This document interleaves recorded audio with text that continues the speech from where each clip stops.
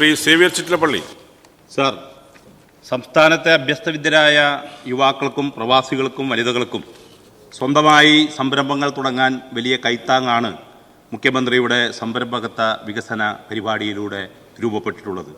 ഇത് നമ്മുടെ വ്യവസായ മേഖലയിൽ വിപ്ലവകരമായ ഒരു മാറ്റം ഉണ്ടാക്കിയിട്ടുണ്ട്.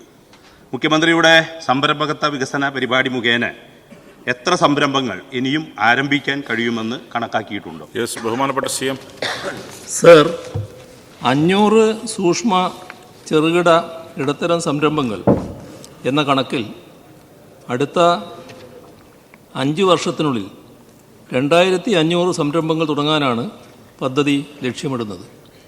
സംരംഭകരെ കൂടാതെ ഓരോ സ്ഥാപനത്തിൽ നിന്നും ശരാശരി 5 പേർക്ക് പ്രത്യക്ഷമായും 10 പേർക്ക് പരോക്ഷമായും തൊഴിൽ ലഭിക്കാൻ സാധ്യതയുണ്ട്. Second question. മുഖ്യമന്ത്രിയുടെ സംരംഭകത്വ വികസന പരിപാടിക്ക് ലഭ്യമായ ദേശീയ അംഗീകാരം എന്തെന്ന് വിശദമാക്കാമോ? ബഹുമാനപ്പെട്ട CM.